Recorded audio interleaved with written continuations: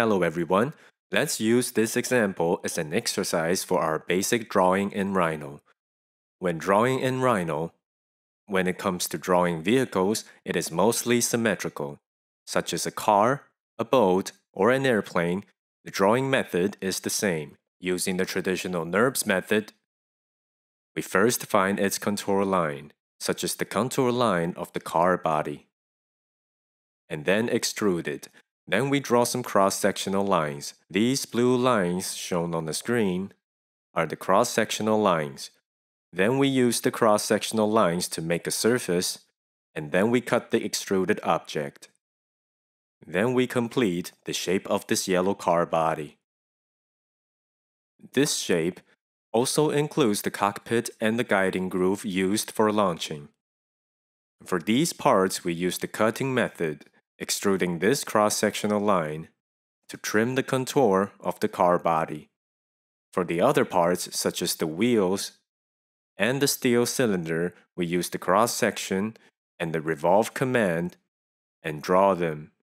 In this exercise, we will use picture frames to import our design concept sketch into the software.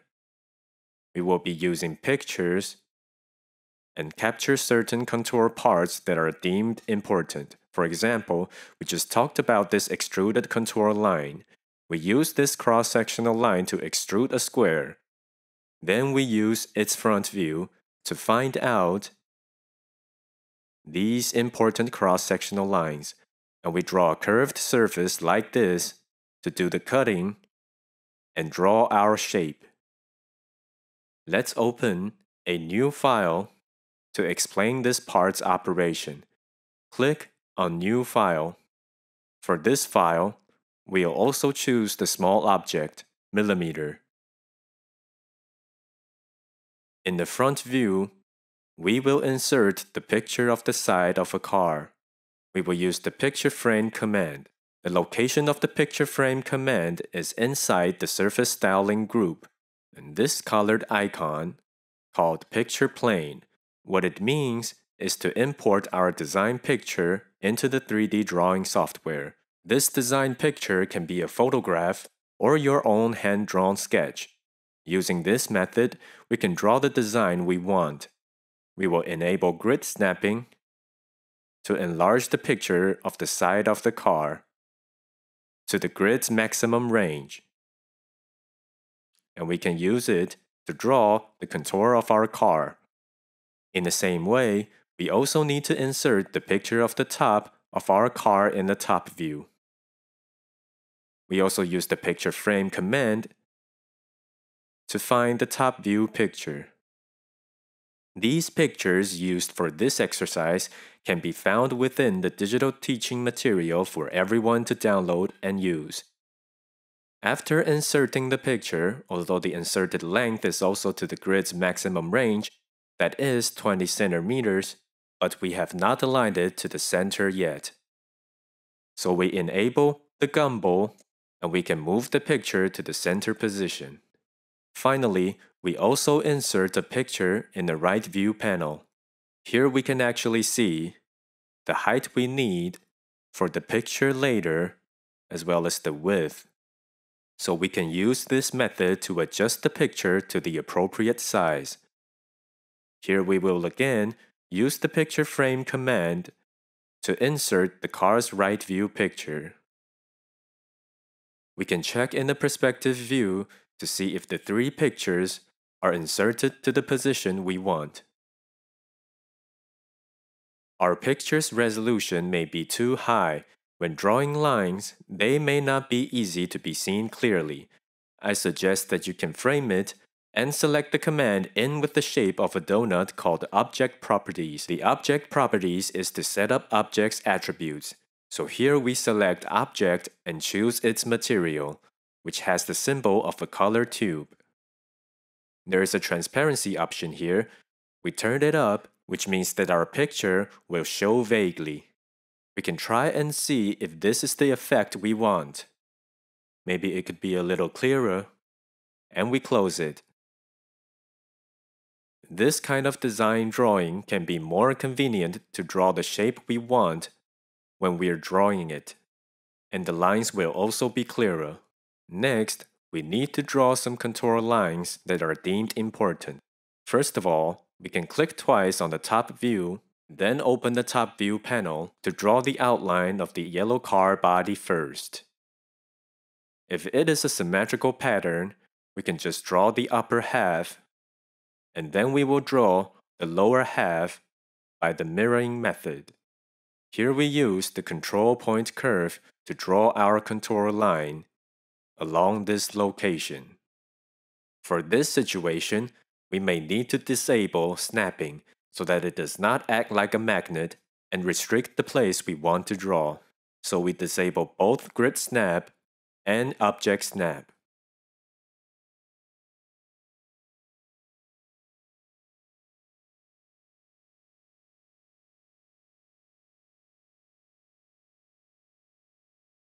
When we are drawing, we can actually zoom in to make our lines to be as close to the contour that we want to draw.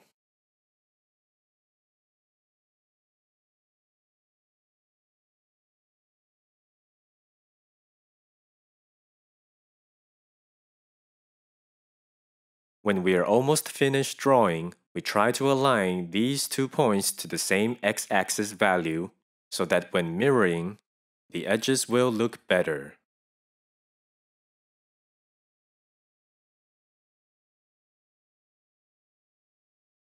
When we click on this line, a window with 2 options will pop up, one being curve and the other being surface. The curve is the line we just drew, while the surface is the sketch we imported. So here we need to select curve.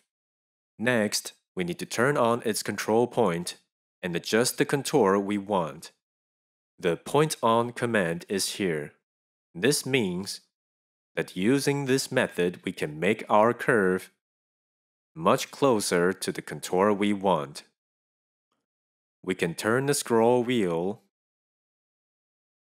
to enlarge multiple sizes so that looking at it will be more accurate.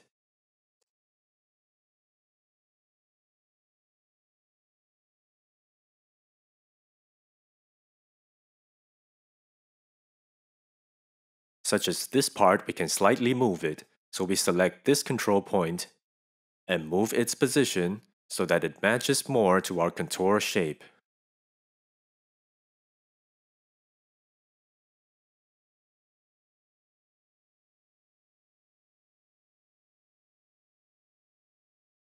This is the way to use control points to draw this shape.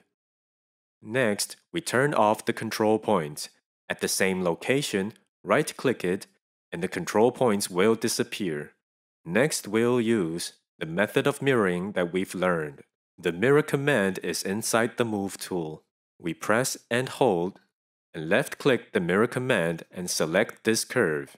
We enable endpoint snapping.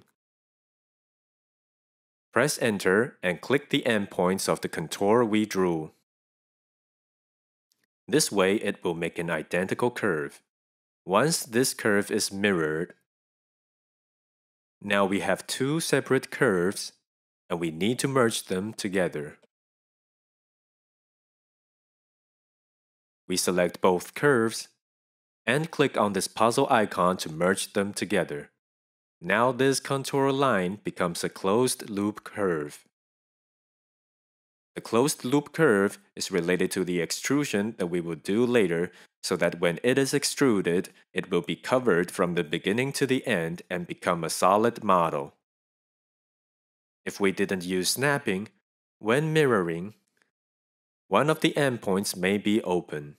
When extruding, the upper part and lower parts may not close up together, so this is very important. Next, in our perspective view panel, we can see that the extruded height should be higher than the right view.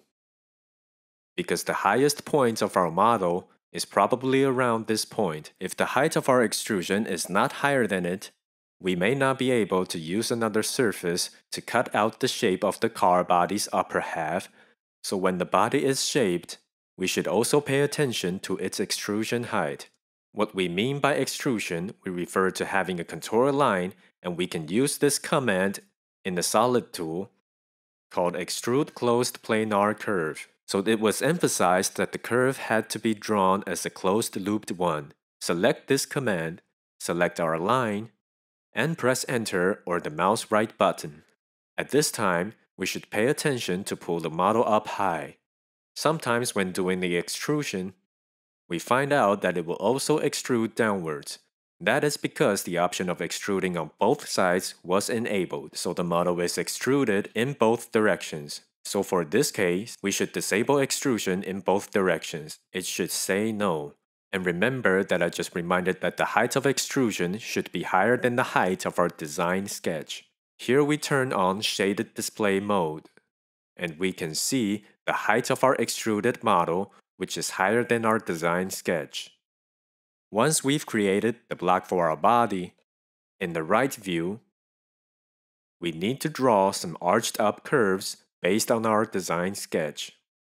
We will draw around 4 to 5 of these curves to create a surface for cutout to trim the unwanted portion of the upper part of the block.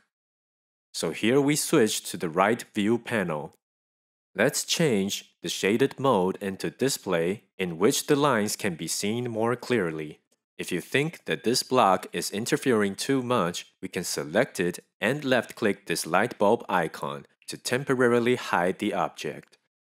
Right-clicking it will show it back again.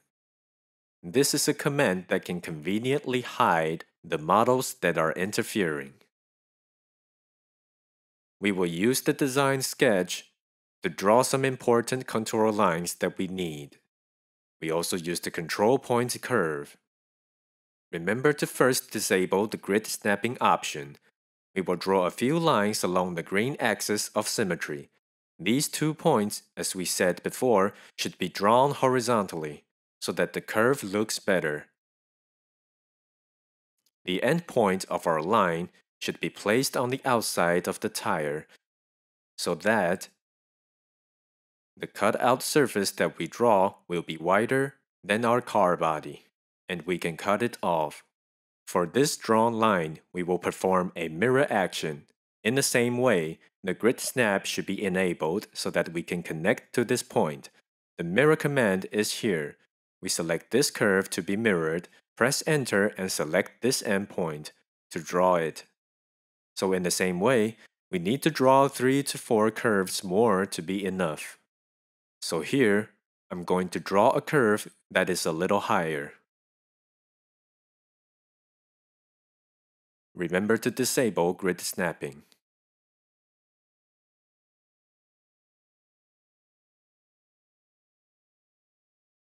In the same way, mirror it.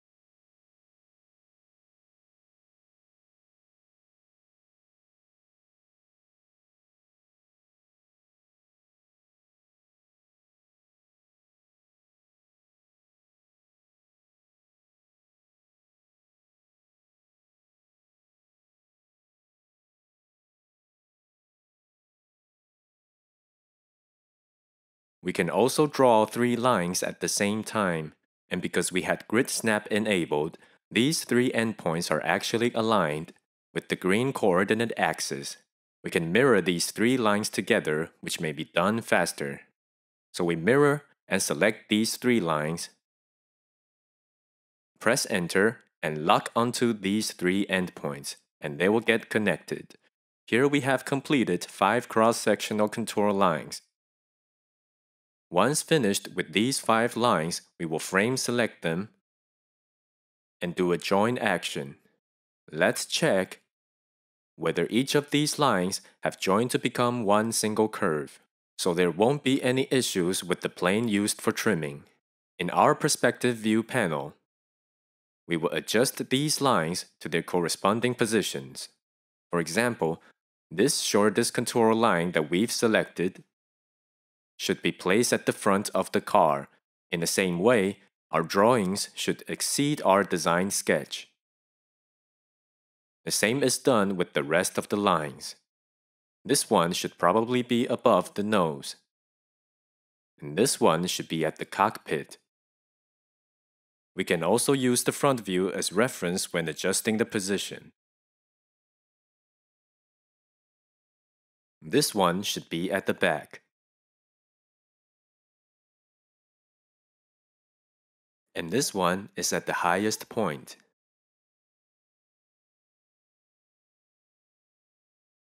By using the perspective and front view panels as reference, we've placed the 5 contour lines at where we want them. Next, we will use them to make a place for cutout. The command we will be using is called Loft, which is inside the Surface Styling tool with the icon that looks like a kite. The rule of lofting is that if the lines used for lofting are open-looped, that is, the ends are not connected, then each line must be open-looped. If the contour lines we want to loft are close-looped, then each contour line must be close-looped. So these 5 contour lines are all open-looped, which conforms to the rule of lofting. When you select these 5 contour lines, you can successfully complete a connected plane. A dialog box will pop up, and we can choose the mode we need. Here is called Straight Sections. We can choose Standard or Loose, and then preview it first to see if this shape is smoother and meets our needs.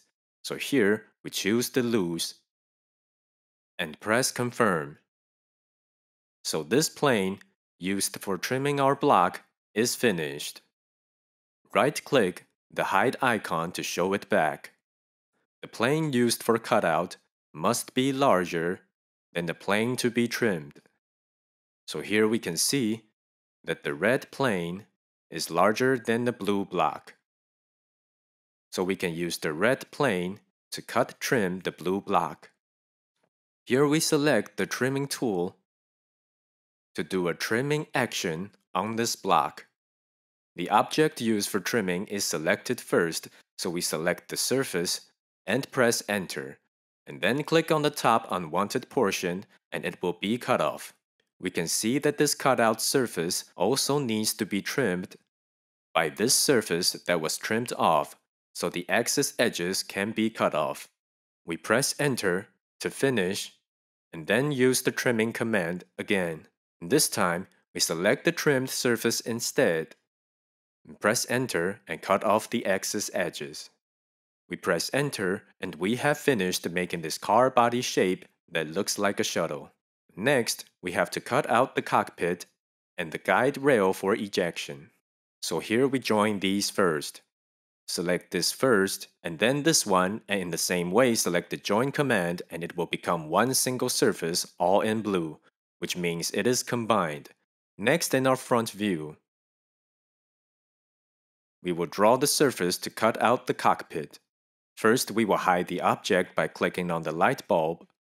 Here we are going to cut out a concave shape like this. So in the same way, we draw a contour line like this and extrude it.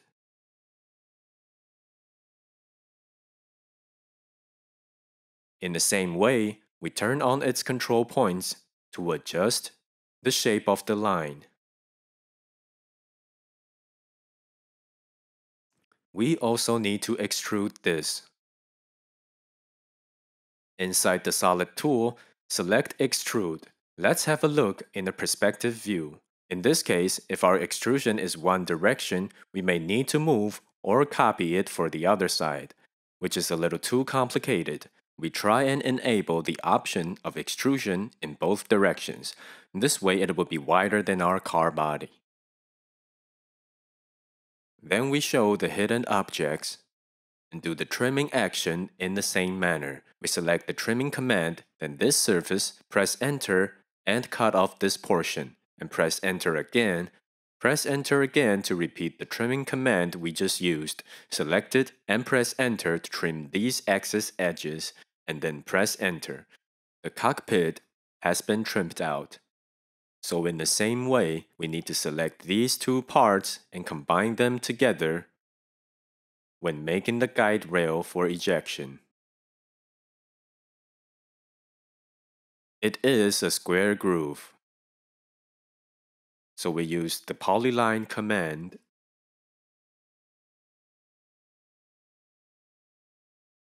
to draw an inverted U-shaped contour line. And then in the same way, check in the front view to see if the extrusion width is enough, which has to be wider than our car body. So we exceed the car body like this and use it to do the trimming action. Here we also use the trim command. Select it and press Enter to cut off the inner side of the car body.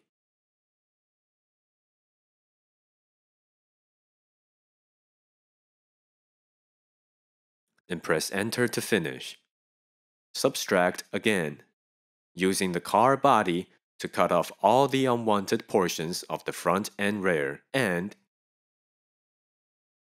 press Enter to finish. Finally, we need to combine these two surfaces together, so we select Multi-Surfaces and this red multi-surface and press Combine.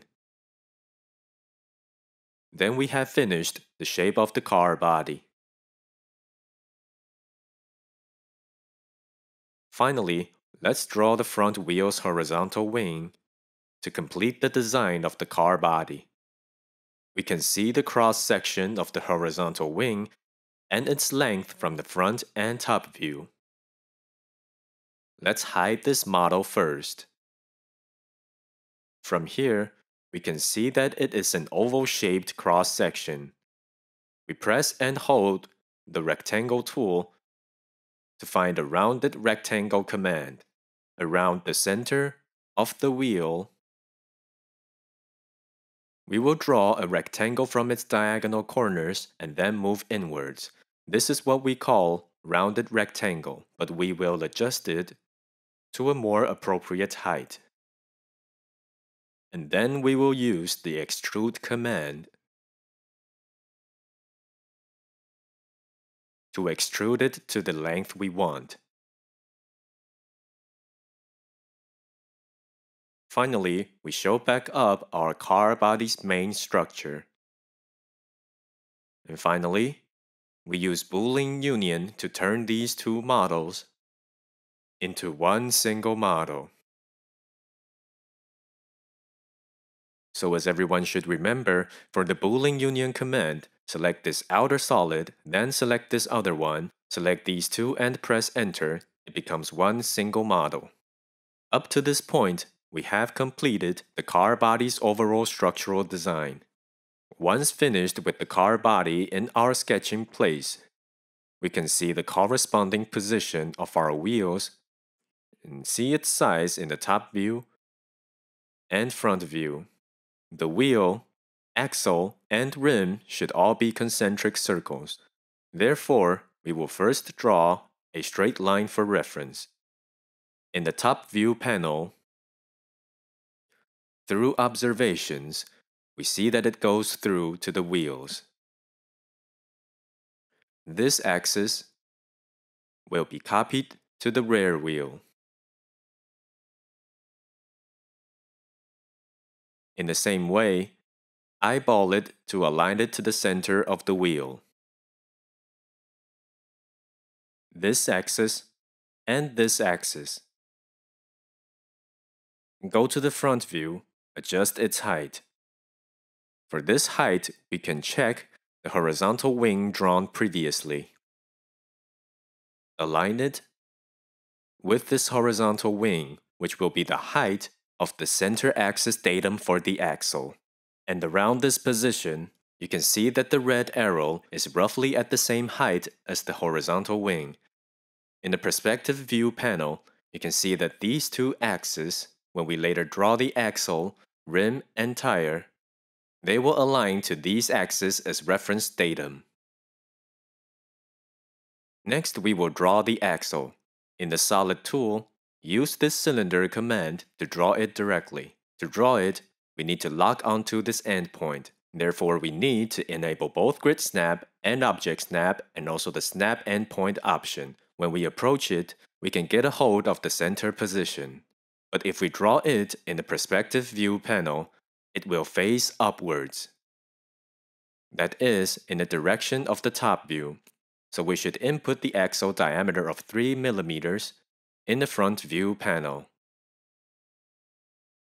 Type it directly, and then check from the top view to see the length we need. The axle should pierce through both left and right wheels. So in the top view panel, we pull it to the longest location. Once we're done drawing the axle, we will copy it. Select the copy command over here. In the same way, use the method of endpoint snapping to lock onto the rear axis. Now we have completed both front and rear axles. Next, we are going to draw the steel rim of the wheel. For the rim, we can see the tire's cross-sectional contour in the right view, which roughly has these dimensions. Here we use a straight polyline to draw a contour line for the rim.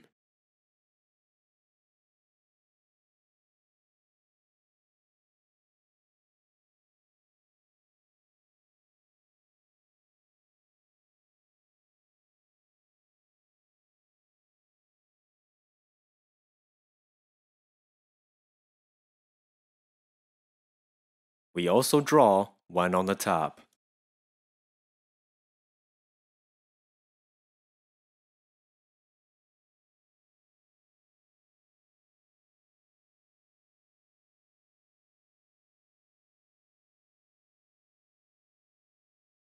In this case, we need to perform a rounding of these edges. So we select Curve Fillet, and in our perspective panel, we find the two cross-sections we just drew. Let's change the radius to a radius 1. Press Enter, select one side of the line, and then select the other side of the line to turn this into a fillet. Likewise, for this part we press Enter again, select this and this to turn this into a fillet. These two contours are respectively the contours for the tire wall and the steel rim.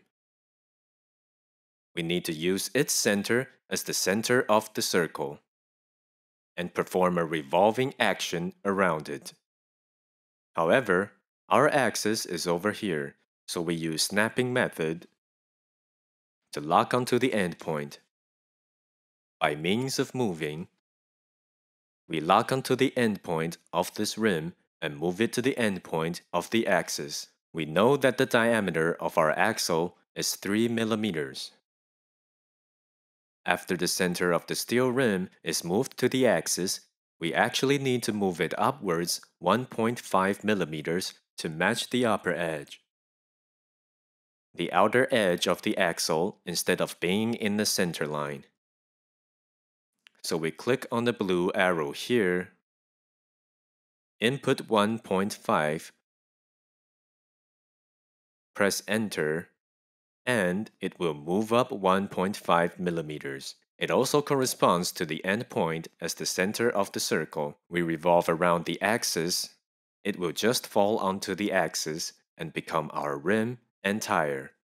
So here we'll use the Revolve command.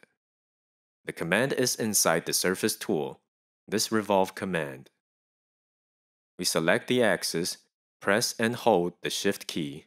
The default value is 360 degrees, or you can directly click on 360 degrees and it will rotate a full circle to turn into the tire and rim that we want. Next, we use this tire and the rim we've already drawn We copy, press Enter, select this endpoint, and copy it to this endpoint, and we're done with this side. For the tires and rims on the other side, we will perform mirroring in the top view panel. We choose our tire and rim,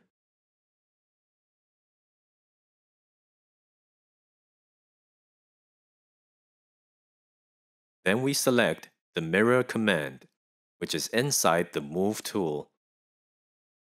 And here we select the endpoint of the center line of the car, and we're done creating the 4 wheels of this car. Let's rotate it around and check if each tire is fixed onto our axles. Finally, we will draw the power source that the car needs. That is, the location shown with the cursor. It should have a hole and also a propulsion canister. That is, the compressed air cylinder must fit inside. Here we will draw a cylinder and do Boolean operation. So in the top view panel, we will use the cylinder tool to define a point in the top view. Then in the right view, we draw a circle with a diameter larger than our steel cylinder. In fact, you can check the top view for reference. If it's larger than it, then we extrude the cylinder to a depth inside the car and press Enter. The cylinder that we just drew is in a low position, so we use the gumball to move it to the height in our front view. So let's take a look. Once the height of the current position as well as its width are both okay, we will do Boolean difference. The Boolean operation tool is inside this Boolean operation here, the second one being Boolean difference. We select the object to be modified, which is our car. We press Enter, select the cylinder we drew, and press Enter again, and we have created the opening that we needed. We have completed the overall design of the car, including the car body, the wheels, the rims, and axles. Hello everyone! In the Advanced 3D Modeling course, we will introduce you to the Advanced Subdivision Surface Modeling. The English name for this is Subdivision. It is a method of 3D modeling that allows the design of models with smooth edges and surfaces such as the one seen on the screen. The subdivision surface in Rhino has the following features. 1. It can quickly create complex smooth surfaces. 2. Its operation is relatively easy and intuitive, which is easy for beginners to use. 3. Surface analysis can be performed directly, as well as the application of rendering simulation. 4. It supports Rhino's universal deformation technology modes. 5. Subdivision surface models can be directly converted to STL, IGES, STEP, and other industry standard 3D models, which is convenient for further digital processing, analysis, conversion, and software application. On the screen is a compressed air racing car model drawn using the first subdivision surfacing method provided for everyone to learn. During the drawing process of this model, we first use a subdivision box as seen on the screen. By means of deformation, we create a shape with wheel arches and smooth lines in the second stage. Next, we convert it to Rhino's Nurbs model and do some Boolean operations and post-processing of the model. To finally complete, the compressed air racing car model is seen on the screen. Next, the teacher will demonstrate step by step on how to draw this model. Let's open a new file first. For the file format, I suggest that you open the small object, millimeter, or car format that the teacher has set up. After opening this template, you can see on the screen that the teacher has already set up the compressed air racing car's length to 20 centimeters and a height of 5 centimeters and width of 8 centimeters. They all have these dotted lines. When modeling, you can refer to these dimension specs. the design of the compressed air racing car will meet our design specifications. In the Ribbons menu, you will find Rhino's Subdivision Surface Sub-D command menu. Click it to expand all Rhino Sub-D commands. Here we will first create a Sub-D box. We need a basic model to set up our subdivision surface method. In our command bar, we can set the number of subdivision in the X direction, the number in the Y direction, and the number in the Z direction. For the number of subdivisions in the Y direction, we change it to 8. And use the center point to create our subdivision box. We first set the center coordinate of the box at the origin of the workspace, and then pull the box to our compressed air racing car's maximum length and width. For the height, we set it to around 2 centimeters. On the screen, you can see our subdivision surface box. Next, we'll be using the reflect function within the sub-D command. We select this box that we want to reflect, and then we make a symmetry with respect to the x-axis. For the basic reference coordinate, we choose near the workspace plane around here. And then press Enter. We can see that the subdivided box that was displayed indistinctively turned into dark and light colors. Next, we select the meshes that we need to deform symmetrically. Here we press and hold the Ctrl and Shift keys. Select the two subdivided meshes in the front. Click and hold the gumbo's arrow and move upwards. You can see that the two meshes in the front as well as the two on the other side will both be slightly deformed upwards. This kind of deformation modeling is a feature of subdivision surface modeling. So let's do it again. If I think the degree of deformation here is not enough, I can pull it up more, and the other side will deform at the same time. For the middle part, we would choose some of these meshes here to move upwards, and it will be deformed symmetrically. Next, I select here and gradually create the cockpit space using deformation modeling.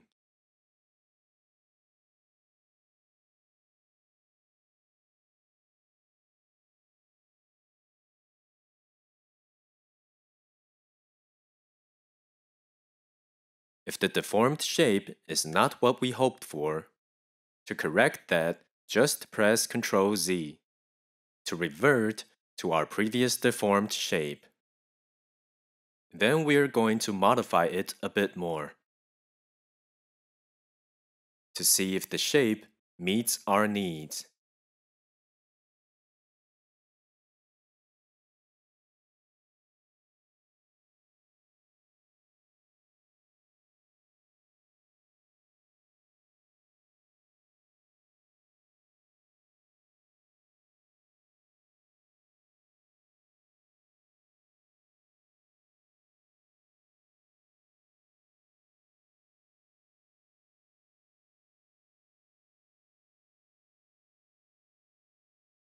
In addition to selecting the meshes for moving, we can also press Ctrl-Shift to select the control points or the boundary edges of the mesh to move our design shaping.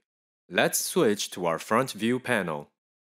Because the compressed air racing car has a height specification, it has reached the 5 centimeters height that we need. Next, we will convert the subdivided model to Rhino's Nurbs file.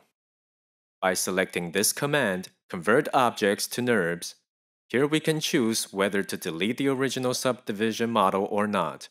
We choose to keep it so that the subdivision model can later be used for correction. Next, we can continue to do Nurbs modeling processing on this model.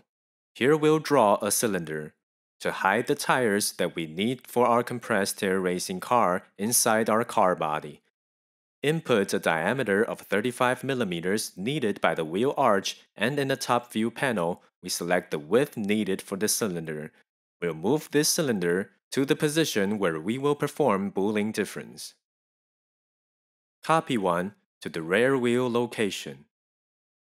Next, in the top view panel, mirror these two cylinders. Inside the Move tool, select the Mirror command. Next, in the perspective view, perform Boolean difference.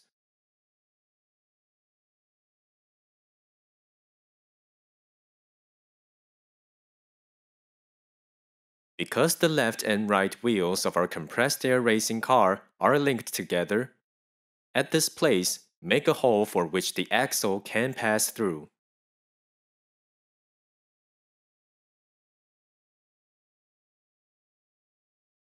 Draw a cylinder of 1 centimeter diameter and let it penetrate the location we want to pass through. By selecting the quadrant object snap, we will draw a square.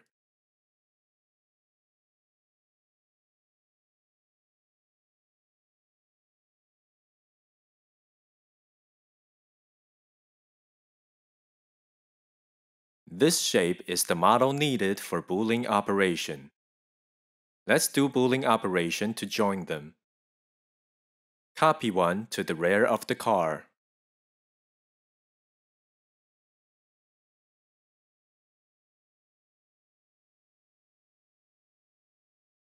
Then do Boolean difference.